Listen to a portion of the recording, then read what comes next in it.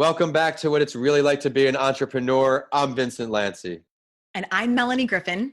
Whether you're already an entrepreneur, are looking to start your journey tomorrow, or are just someone who needs a little extra motivation to get through the day, this is the perfect podcast for you. Each week, I interview a different entrepreneur from across the globe. I will continue to offer episodes in all industries to provide you with many different perspectives. You never know which motivational journey will inspire you most.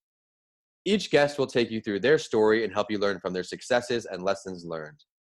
If you enjoyed today's episode, please rate the show 5 stars and continue listening by subscribing. My guest on the show today is someone I connected with via LinkedIn and has a great perspective to provide you all. She is a triple graduate of the Florida State University with degrees in finance, an MBA, and a JD. Her entrepreneurial skills have been honed over 13 years as a business lawyer. Her hard work has paid off time and time again, as she is the recipient of dozens of awards, including the Tampa Bay Business Journal Businesswoman of the Year, Angie Joseph Excellence in Mentorship Award, and the Florida Bar SSFS Mentor of the Year Award. Being so passionate to help others, she launched her passion project in 2017, Spread Your Sunshine, which is committed to empowering others with the confidence to break the glass ceiling and achieve their dreams. Spread Your Sunshine was born out of its truth. The world is bettered when people are instilled with the confidence that we are cheerleaders for their goals and accomplishments. Melanie is dedicated to intentionally focusing on the inspiration of joy and encouragement of others. She wants to help you shine brightly, and her episode will do just that. Allow me to please introduce Melanie Griffin. Melanie, thank you for coming on the show. Vincent, thank you so much for having me. I can't tell you how much your note in my inbox on LinkedIn just brightened my day. This is such a tremendous opportunity to connect with you and your community. So I'm just thrilled to be here. I appreciate the kind words. Would you mind please introducing yourself to our listeners a little further without giving away too much of that entrepreneurial journey? Absolutely. I am Melanie Griffin, as Vincent said. I am a lawyer by trade, have practiced for over 13 years and have a background in business. And then also have built my Spread Your Sunshine business, which is committed to inspiring others, and in particular through inspirational products, through keynote speaking, through consulting, and then most recently, and actually this is hot off the presses depending upon when this show actually is published, because we too are launching the Spread Your Sunshine podcast and social media show. And so we've recorded our first several episodes, and then we're getting ready to launch at an undisclosed quote unquote date. So that is either out in the world, depending upon when you're listening to this, or is soon coming, and please look for it. Well, congratulations on another accomplishment. I'm looking forward to listening to it. Thank you. Yeah, I'm so excited about just connecting with our community in that different way. Well, everybody listening on, we'll be sure to give them that information at the end of the episode so they can follow that. But I think it is a perfect time to get into the big 5 on each episode. My guest and I will go over these 5 questions to help you, the listeners, learn what it's really like to be an entrepreneur. You ready to go? Oh, I'm ready to rock it. Let's do it. So, when did you realize that you either weren't happy with what you were doing or just needed some kind of change to truly start this entrepreneurial journey? Please share your story. My husband asked me a question at some point in my law career when I was practicing 100% of the time that I think is so pivotal and can really help your listeners, Vincent. And that is, the job that you are presently in, can you picture someone else doing it? And if the answer to that question is no, I love my job, or maybe I don't love my job, but I like it. I still have things to invest in it. And if someone were to fill my shoes and my company replaced me, I would feel like I left it on the field, and that there were additional things that I could do, that I didn't, pack it all up and take it home with me. Then you probably need to stay in that job, or at least for a short term. For me, that was certainly the case for, I would say, about 5 years after my husband started asking me that. At some point, however, the answer became, I don't care if they hire someone else. You know what? Good luck. And I say that tongue in cheek because my former employer was awesome. It's just that I outgrew the job and realized that I had a unique skill set to give the world, and that job was not an opportunity for me to deliver that message and connect with my community in that way.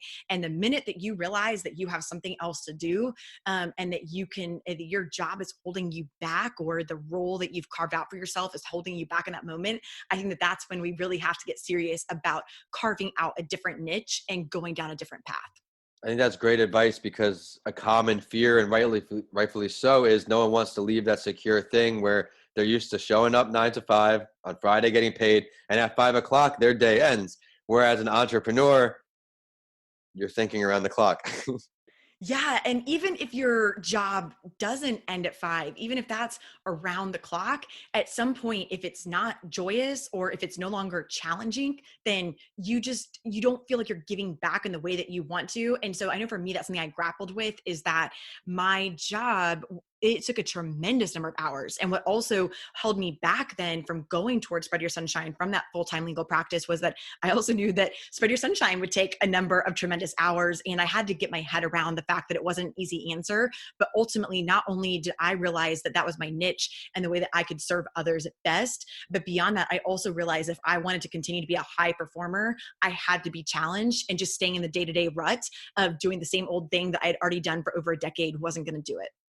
Yeah, we touched on it a little bit before the episode, even with me, where the finance job, it just wasn't bringing me the joy, where now I'm making a large difference. We're going almost on 7 years doing this. So finally getting the mud in the tires. But I'm excited to learn this next question from you, because you've been on this entrepreneurial path a little bit, tremendous work experience in the law field. With the transition, what would you say one or two of the most difficult parts of being an entrepreneur are for you? Number one is being vulnerable and putting your idea, product, service out into the world and not knowing how people will react to it, right? And so for me, I can tell you that I got a myriad of reactions. So for instance, this one I think is more common, that you leave your 9 to 5, so to speak, or your 24-hour day job, whatever it is, but you know that your parents or whomever that's of a different generation that maybe wasn't as entrepreneurial says to you, are you sure that you want to give up your steady paycheck, your benefits, whatever it may be? Another, piece of feedback that I received was, are you sure you want to quote unquote leave a prestigious job of being a lawyer to just make, an Etsy product that's Spread Your Sunshine stationery? And Spread Your Sunshine does so much more than that in terms of what we provide to the world. But it was a fair statement that in that person's mind, that their version of the truth is the truth for them. And that's how they viewed my decision. And so you're going to get a lot of feedback, not only about the actual product or service that you're offering that makes you vulnerable, but you are also going to get feedback about just that choice. So certainly that is a difficult aspect of entrepreneurship.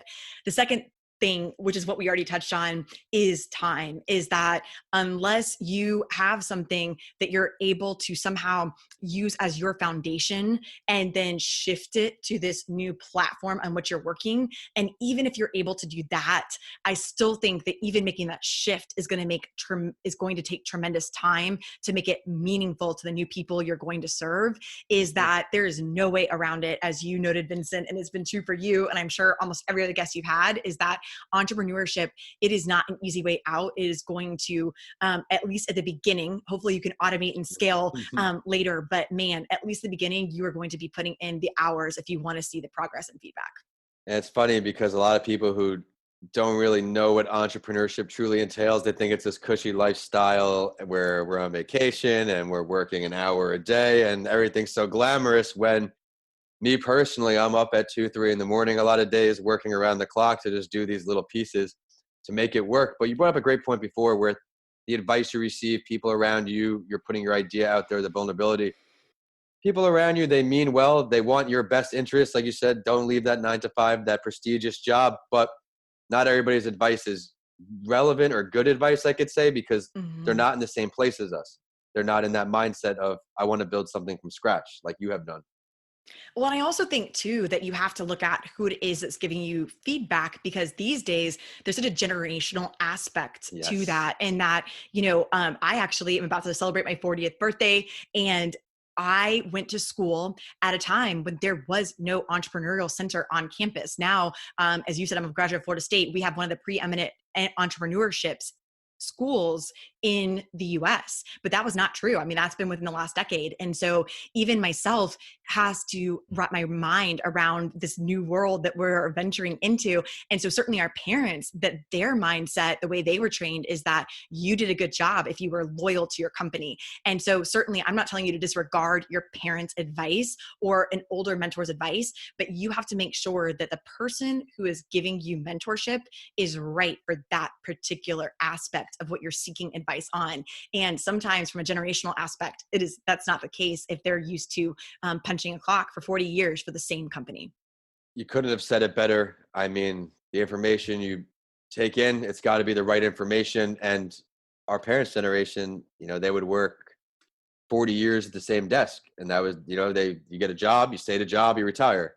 And, you get pensions and all those things that aren't here anymore, really. But it is a huge generational difference. So that was a great perspective. But looking back here over your whole life so far, what is one of your greatest failures or lessons learned? And what did it teach you? Why is it still stuck with you all the way up until today, Melanie? I really have thought about this, Vincent. I know that you have done a great job of prepping your guests for these interviews. And the reason I put so much thought into it is that failure is actually one of my main things I love helping people with, is overcoming imposter syndrome and failure. Yeah. And since I actually frequently talk about my failures, so I'm like, what is a new one that I could share with Vincent's community and make sure that if you have heard me on another show or a keynote speech that you get something new. And so the one that I have not shared that actually happened about a year ago is that hopefully you get this through the microphone, through listening to me, through your ear pods, or whatever way you're connecting with this podcast today, is that I failed to connect with one of Spread Your Sunshine's employees.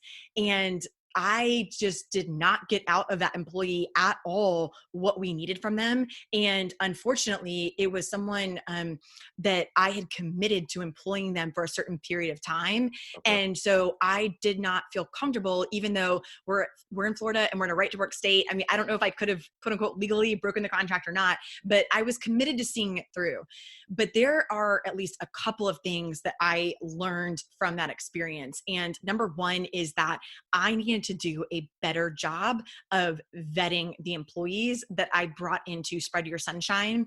And one of the things that I think is critical there is that here's the one thing that I could have done that would have uncovered what the ultimate problem was with this particular employee, is that if, as a part of the interview process, if I had actually offered to pay the employee for a short period of time to perform a function and to see how they did in that job, it would have shown me so much about their personality, not just in terms of you have the skill set on paper. So let's pretend that this person said that they were a copyright editor and they could draft content for Spread Your Sunshine. Let's accept as a truth that I have seen the written product.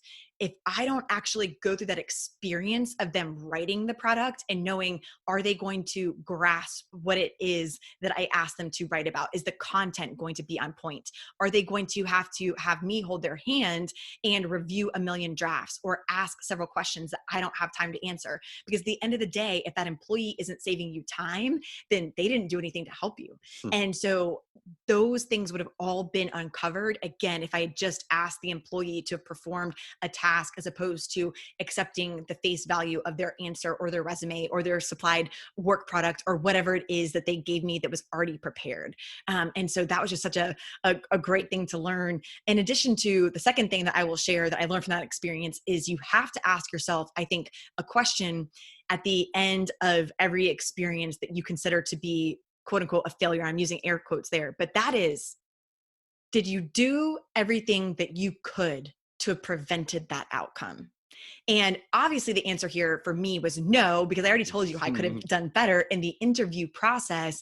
But with that, I didn't just say to myself, oh man, this was a bad situation, and just let that period of time that we worked together be ruined. I constantly strived to figure out how I could do better interviewing in the future. And then B, I also, as a related note, constantly reassessed throughout the summer, okay, we are working together with this employee. She knows it's not the best relationship. I know it's not the best relationship, but what skill set can she contribute to Spread Your Sunshine? And let's focus on that, even if it wasn't the initial job for which the person was hired, so that we could make the most of our time together that we could. A ton of great lessons in there, leveraging your employees' strengths and weaknesses, finding out what works for them because everybody is different. But overall, company culture, that's what you're talking about and how essential it is. It's got to be a right fit because it's just wasting time detaching you even further from the goals of the company if not everybody's on the same page. Absolutely. And you said it best, company culture and also company need, that if you've hired an employee for a specific job function and you now have someone who cannot perform it. So in the example that I gave, that I did make the best use of the summer, but now we had employees who could perform duplicative functions because that ended up being the skill set that was identified for the employee that we had hired. And then we had a gap where we had hired that person and we thought they would be able to help. And that didn't end up being what they wanted to work on. And not that I allow my employees to dictate, quote unquote, their schedule, but at some point you do have to accept as a truth that if your employees aren't motivated, if they're not happy, if they don't love what they're working on, you're not going to get great work products. So at some point, depending upon your situation, you may have to call a spade, as we did in that situation. Mm-hmm. And so you've got to be working on whether you have the right work team and flow as well. Another thing could be with what people are looking for with an employer. Some people want that PTO, that air hockey table in the conference room. That everybody wants different things, but you have to cater to each employee differently. And that's a great lesson there, Melanie. But I am excited for this next question because you're such a career learner. If you could choose to have a conversation and learn from any entrepreneur, dead or alive, who are we going with? Oh, this is so tempting. So my real answer for you that would not be applicable here is Kate Middleton. I've said this before. I want her to be my bestie. She just doesn't know I'm alive. But in answering your actual question, I don't have just one person, but I would pick any of the female Fortune 500 CEOs. There are so few of them. And so for them to have been able to climb to the top of their company, or not necessarily climb, because that makes it sound like it has a negative connotation. And I mean this positively. So if they displayed the leadership characteristics that allowed them to either rise up internally or to be such a commodity in the marketplace that Fortune 500 wanted to have them on the top of their leadership pyramid. I just think there are so many lessons to unpack there. And again, especially because of the fact that it's not just a Fortune 500, obviously, or maybe not obviously, but a lot of those leaders would be incredible to learn from. But I think especially a female CEO where that is just, it's almost like the unicorn that's somewhat unattainable, unfortunately, still today, that I think they would have additional lessons and perspective to share. I love it. One that comes to mind is Sarah Blakely. She Of is course, sometimes people choose her as the entrepreneur they like to meet. And she had this powerful quote I remember was, "Don't be intimidated by what you don't know.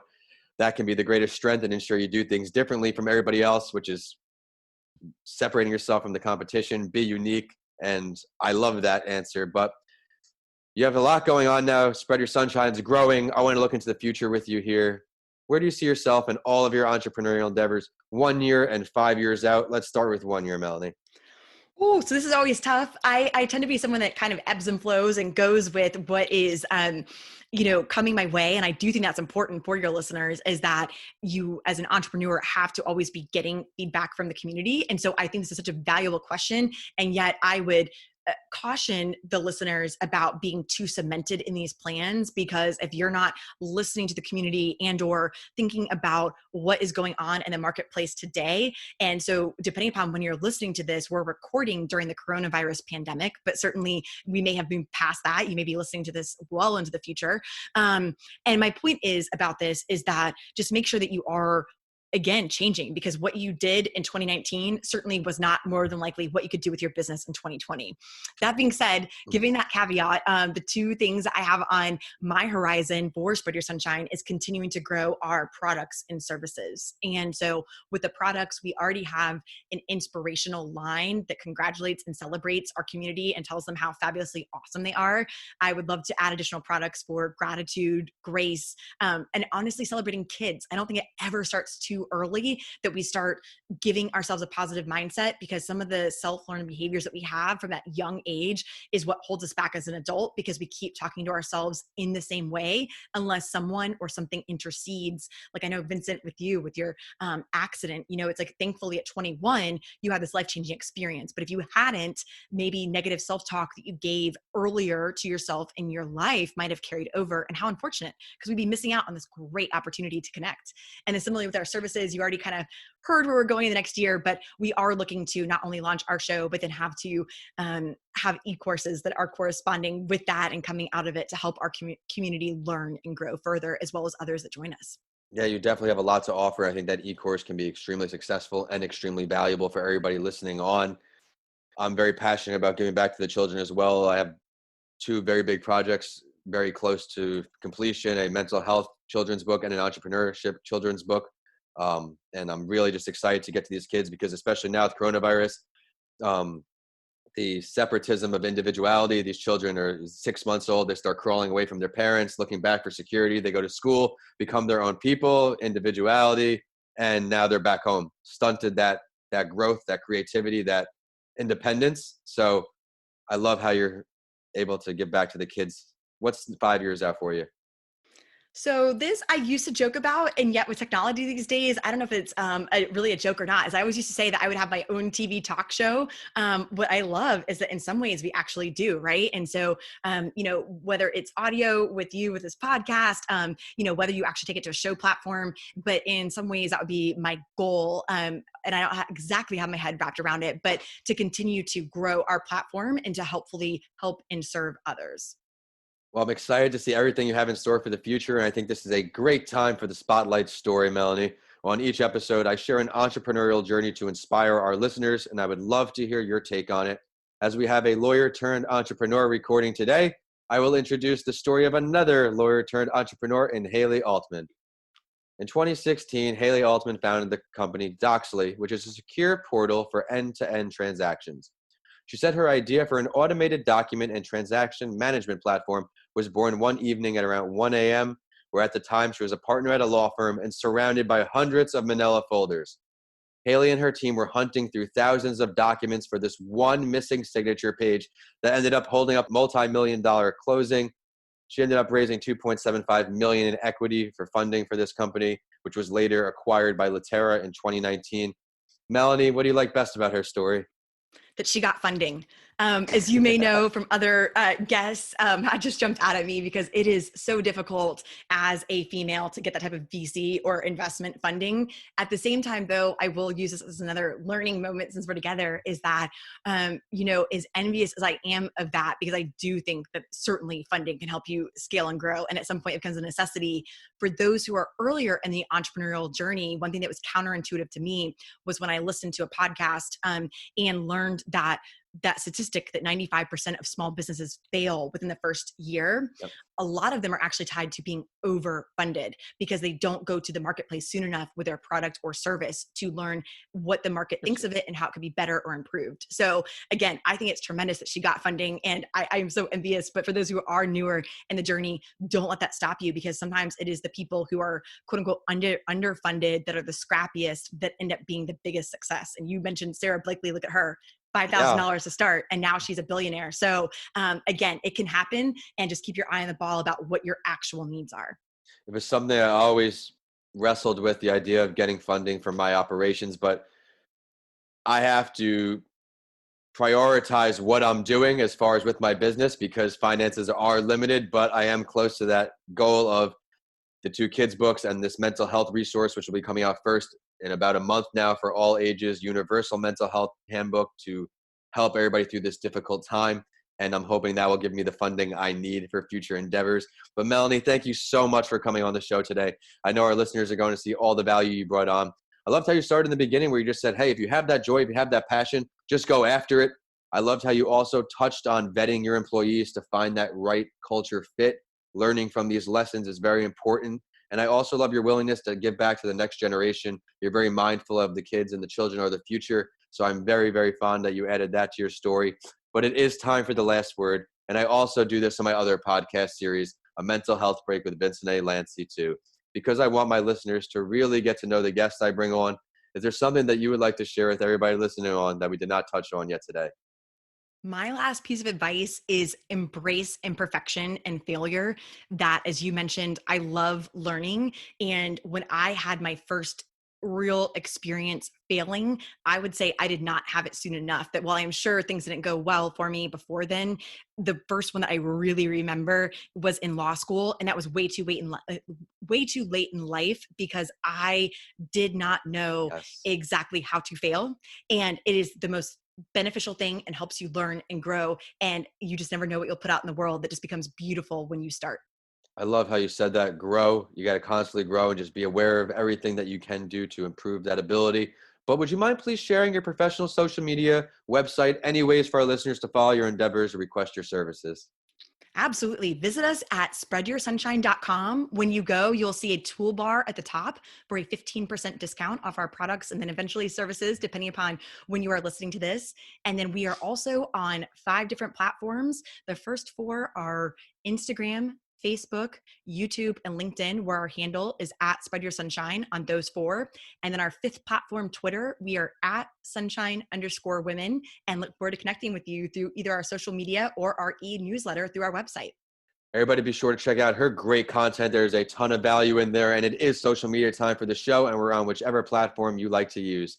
We're at What It's Really Like to Be an Entrepreneur on LinkedIn, at Your Favorite Morning Podcast on Instagram and Facebook, and at Podcasts by Lanci on Twitter. So you have updates from this show and a mental health break with Vincent A. Lanci. Of course, my handles are at Vincent A. Lanci on all social media and YouTube, and my website is vincentalanci.com. If you check out my books, DM me. I would love to hear from you all. We have Left for Dead, A Story of Redemption, and How to Transform Your Mindset When the Norm is Changed. I created for all of you during the quarantine, and both are on Amazon now.